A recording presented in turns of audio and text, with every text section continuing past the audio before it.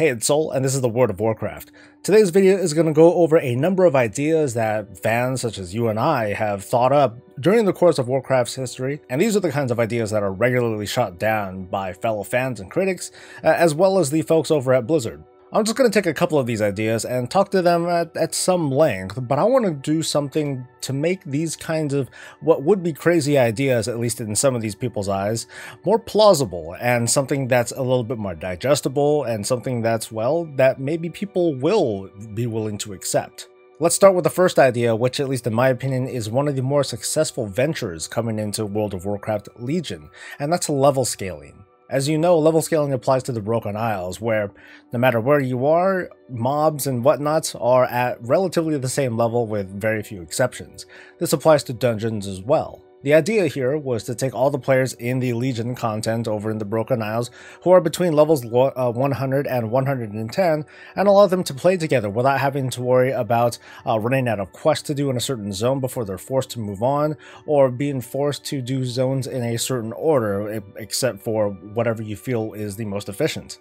I know there's already differing opinions on this matter, but we're just going to go ahead and roll with the fact, or just roll with the assumption that this feature has been successful, that it was well received, that it didn't have too many problems, and that people for the most part enjoyed themselves. So even when the idea of level scaling was introduced, fans and others alike, they were like, well, shoot, let's just apply this to the whole damn planet, you know, in Azeroth and Outland and Northrend and Pandaland and what have you. Having something like that will allow people to level pretty much anywhere, and I even included my own thoughts and ideas on this too way back in the day. One of the big draws for this idea, as well as one of the big complications with it, is that this will totally take the leveling experience and just kind of turn it upside its head. There are a lot of people that just aren't satisfied with the very early classic, well, not really classic, but, you know, Eastern Kingdoms, Kalimdor, that sort of the 1 to 60 experience, I should say. It's well, not very good right now, and it's mostly because of the leveling speed. Typically, you can get through a zone. Well, by the time you get to a zone, you're left with just getting no experience because the quests and mobs out there just don't give you enough stuff because you already out-leveled it in just a matter of hours, or not even an hour. There's a lot of pushback on this idea. I mean, one, it's going to be kind of hard and kind of wonky, or I should say clunky, if this were implemented. I mean, should players really just go straight to Pandaria? And how would that kind of facility be implemented? Or should there be like kind of level scaling in certain zones? You know, like should like a cluster of zones have a zone scaling from 20 to 40 and so on and so forth? It's just a lot of thought and balance that have to be put into it. And even then, at the same time, the old world, you know, the old world leveling zones, you're not going to be there for very long anyway. And then how this is going to pair up with heirlooms, and how this is going to compete with dungeon running. And, well, even before all of that, how many people still have lobies? It's easy to argue that there is a considerably smaller percentage of players that really care about leveling lobies. Some of the reasoning might just be we're out of lobies to level. I mean, sure, we can go back and redo the experience, and of course there are a good number of players that just haven't leveled all their classes to max level, or they just at least haven't leveled past all of these older leveling areas. So without knowing the data, it's dubious to presume, you know, one way or the other, to be honest. But I'm very skeptical as to whether or not redoing the entire leveling experience in WoW is going to be a good thing that's going to benefit a lot of players. It's going to benefit some people, but it's going to come kind of at the detriment of many others. I mean, how much work is going to go into that versus what work could be, what work can go into something else? Anyway, how do we make level scaling the planet feasible? You know, how do we make this possibly work, or something that's easier to swallow? And my solution is just one idea. I'm not even bringing this up because I think that it's great or that it's right, but I think it's just one direction that we can go in. I think one thing that can be done is take the old world, you know, take Eastern Kingdoms and Kalimdor and certain zones in, you know, either there or in Outland or in Northrend or in Pandaria or what have you, and turn these into weekly kind of events. So here's what's going to happen. There's a weekly event, and it is a, you know, a world quest event that could happen anywhere in the world. So let's pretend that there's something going on with, I don't know, the Timbermaw faction. So during this weekly event, there's going to be a number of world quests that go on in the Timbermaw area, or, you know, whichever area. Maybe there can be like more than one going on at once, because maybe just going all the way down to, I forget the name of that place, somewhere between Fellwood and Winterspring, you know, just going all the way down to that area is kind of a pain in the butt. But let's just pretend, okay, Timbermaw, there's a number of world quests down there that are related directly to that faction. We'll add some more rewards to their quartermaster or their vendor or what have you, and you just get some cool stuff, and it's there for that week. And there could be a number of other smaller factions that we all know and love or hate that apply the same way. And during this event, that's where everything is level scaled. So anyone pretty much at any level, whether you're at max level or even if you're like a lowbie or if you're like level 70 or what have you, everyone can just kind of go down there.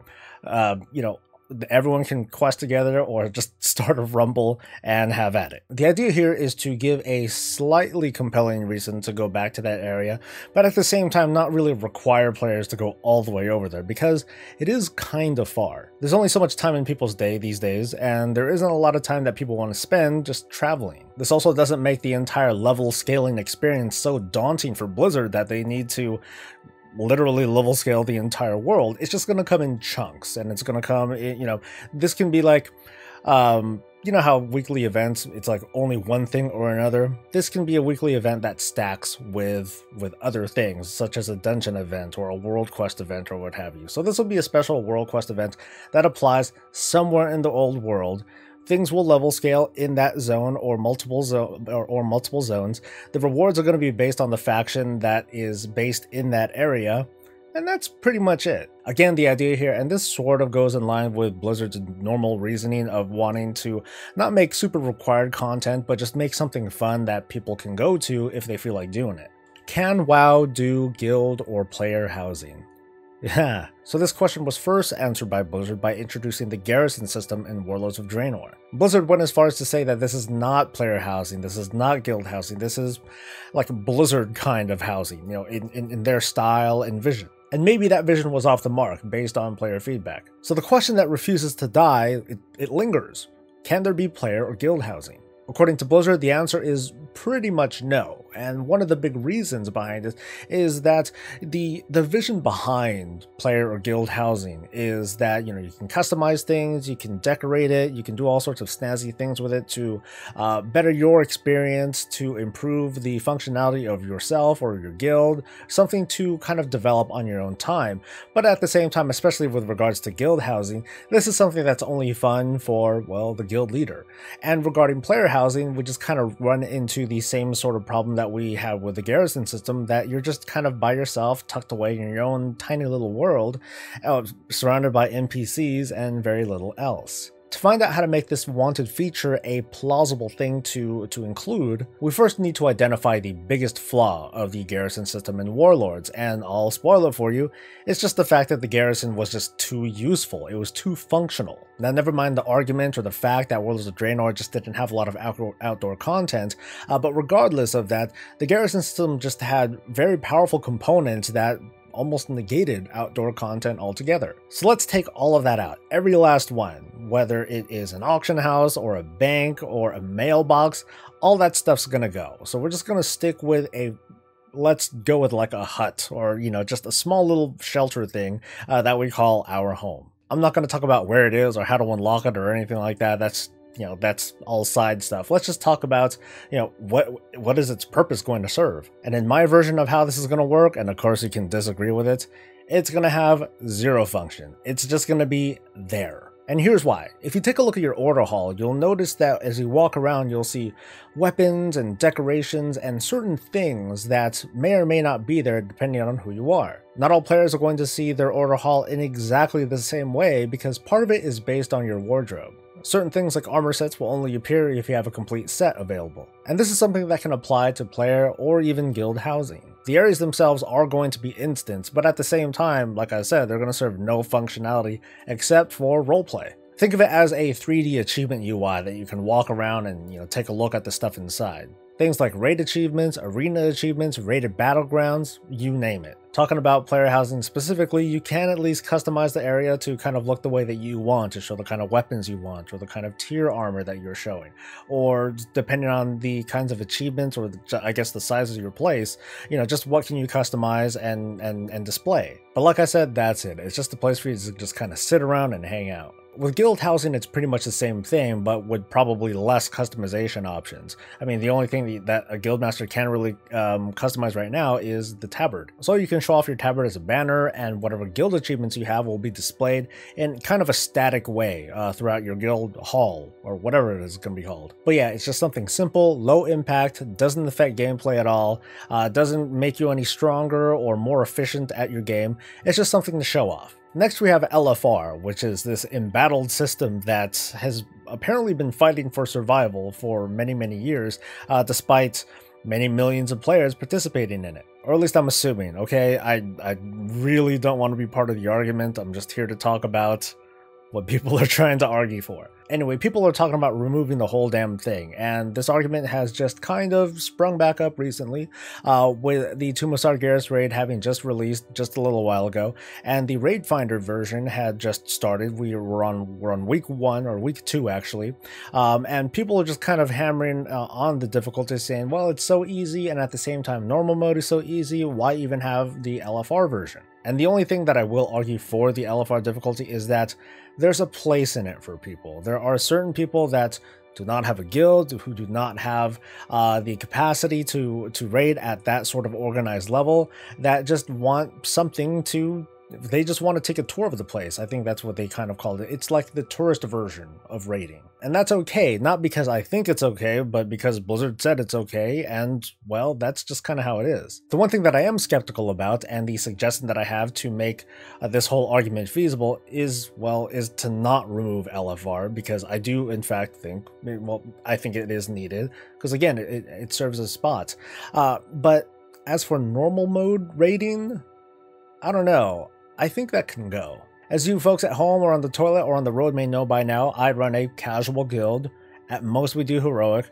Right now we're farming normal Tomb of Sargeras in order to get the gear that we need to progress to heroic, because that makes sense. But I've been asking myself ever since the flexible raid mode was introduced back in Mr. Pandaria, I ask myself, do we still need normal mode? Now the short answer to that is yes, because just like I said about LFR, there's a place for people who are kind of organized but not that organized, who want to feel like they're part of the raid scene, but they just don't have the capacity or the numbers or the infrastructure or just the skill and gear to overcome heroic and above. At the same time though, this normal mode of raiding as it is now, well, that wasn't here until flex mode raiding was brought in. Today, we have freaking 4 difficulties of raiding: the LFR version, normal, heroic, and mythic. But going back to removing an entire raid difficulty, I think that normal mode is the mode that should go, not LFR. Because in the world of Legion, where there is no normal mode raiding, if we're just kind of struggling through heroic, we do have the option to go back to either LFR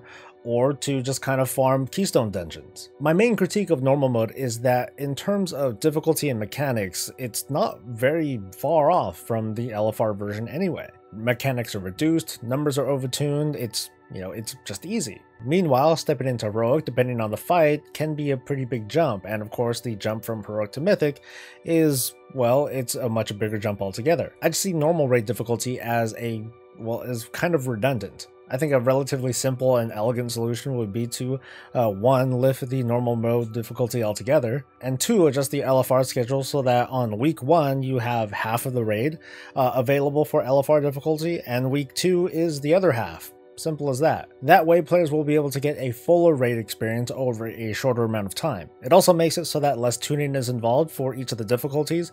There will be slightly less item bloat because there's one less difficulty to balance against. And I guess one drawback is that it's going to take a little bit longer to farm the kind of color of gear that you want, but I don't think that's a huge loss. Without a doubt, across the World of Warcraft fandom, the most wanted class in WoW has been the Tinker. There are a lot of ideas on how to implement the Tinker, but in general, it's going to be a class that's based on technology, either using like guns or sprays or something like that.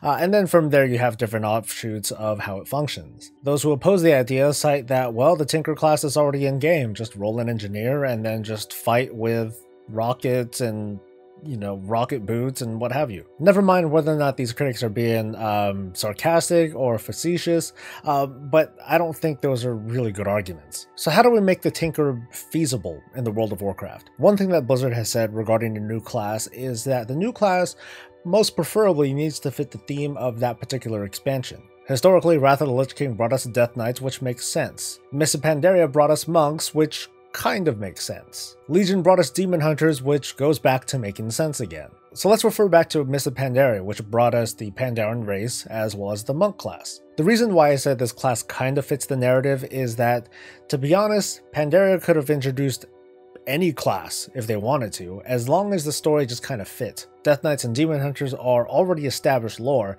and the inclusion of Chen Stormstout back in some Warcraft 3 scenario isn't quite enough to really make firm what the Pandaren race should be. I mean, for all we know, Chen Stormstout could have just been a warrior that happened to use a stick, and instead of the monk being introduced in Mists of Pandaria, I don't know, pistol-wielding gunner pandas. I don't know. The point is, MoP was open to what they could have introduced. Blizzard decided to write the Pandaren in as a kind of offshoot of Asian culture, complete with a Kung Fu monk kind of class. And there we go. So a Tinker class typically needs to make sense with the driving narrative force that takes place in the expansion that's going to happen in. Maybe in a future expansion we can encounter a brand new race that happens to be, maybe they could have been closed off from the world like this entire time, and they avoided the Sundering and all that stuff from way back when, and they just happen to be very technologically advanced. Another half-cocked idea is based on an earlier video that I did where I talked about how to introduce a new class. While the class itself might not have been very well received, I think the story behind it is something that can feasibly work here. Here's how it works. Basically, we're going to retcon the Tinker into existence. The class can be introduced over a series of events or short scenarios that take place within certain areas of WoW's timeline. One experience could take place in Classic WoW, and then it'll just kind of fast forward to the Burning Crusade experience, to the Lich King experience, to Cataclysm, and so on. An idea like that is kind of half-assed, but at the same time it does offer a way to kind of glimpse at Azeroth in a different light, especially for those players who haven't really participated in those expansions at the time. At least they can kind of get a taste of what things were. Anyway, that sort of narrative is designed to kind of write the class into existence as if it's always been there. From there, the theme and the class design can be whatever the heck it is. I'm not gonna go as far as explaining that or try to cook up ideas, but I'm just going with, how do you make this feasible in the first place? The last fan idea is one that has been more and more pervasive over the years, and that's whether or not there's going to be a World of Warcraft 2. This is something that's been talked about even before the Titan project was announced and then subsequently cancelled. Project Titan was designed to be a kind of successor MMO to the World of Warcraft, so immediately people thought, oh, it's a World of Warcraft 2. Sweet. World of Warcraft's engine has been something that's been engineered and re-engineered again, much like Marge's Chanel dress. It's being altered constantly, it looks kind of new, but it's still a Chanel dress. People would love to see something new, and there have been multiple videos conceptualizing a possible redoing of the engine, or upgrading of character sprites, or well, everything. But can it work? The easy answer to that is hell no. The World of Warcraft has enjoyed over 100 million players in its lifetime so far. World of Warcraft 2 is destined to probably not make anywhere near that milestone. There are a lot of reasons for it to not exist, in fact so much so that this really shouldn't be in the video, but let's just talk about it anyway. WoW 2 will be justified as soon as there is a strong enough indication that fans will play it, hold on to it, and well, help it progress into the next stage of the franchise. Going under the presumption that we've passed that hurdle, then what? There's already an established universe inside the World of Warcraft, a massive community, so we need to figure out a way to transition this community to a new game. Part of what makes WoW WoW is that it's based primarily off of the real-time strategy game Warcraft and the continuing story of all these characters that we had played with, but in a much more gruntier cog-like form. The way I see it, there's no single event that can happen in the World of Warcraft game that can really transition players into a World of Warcraft 2. Just like how Warcraft 3 got players into the World of Warcraft, Warcraft 4 is going to be what bridges players into a World of Warcraft sequel. So yeah, in order to make this idea feasible, another crazy idea has to come to light, there needs to be a Warcraft 4. But there's a huge, huge risk. The release, or heck, even the announcement of a Warcraft 4 spells like the death toll for the World of Warcraft game. It marks the end of a generation, and doubtlessly a Warcraft 4 is going to probably have a sort of time skip that will help separate players from one game to the other. So what would a WoW 2 be like anyway? Off the top of my head, it immediately sounds like it could be, well, kind of boring. Like, what kind of exploration is there to be done? I mean, geographically, wouldn't I know where everything is? But it doesn't mean that terrain can't be redrawn. I mean, if you look at the classic World of Warcraft zones, they're all separated in very specific ways, and those kinds of barriers don't quite exist the same way anymore as they have in subsequent expansions, so naturally a World of Warcraft 2 will probably just kind of redraw the map altogether. At the same time, while it'll be nice to revisit these otherwise known locales and see things from a fresh and new perspective, I still kind of have an idea of what everything is, so unless there's like a huge time skip, I would like to start in like a totally brand new area. Like, let's pretend like if Warcraft 4 happened to somehow like raise new islands, or like let's even go with some crazier ideas, and let's say Argus explodes and chunks of Argus fall into Azeroth, and somehow Armageddon doesn't happen, but now we have all these new land masses, and like many years have passed since the events of Argus or something like that, and now we have these new areas to explore. The sky is the limit as to what a World of Warcraft 2 can offer, but again, we have the challenges of getting an audience to jump on. We have to possibly introduce a Warcraft 4 in order to transition players over. So it's hard. Maybe almost impossible, but I at least wanted to talk about this and other ideas to at least kind of introduce a way to make them a little bit more feasible. Anyway, I thought this would be a fun food for thought kind of video to share. As always, thank you again for making it to the end of the video. Support the channel the best way that you know how. Thanks to my patrons for supporting me because I love doing what I do and I don't want to stop. Share your thoughts, I'll see you around, and stay breezy.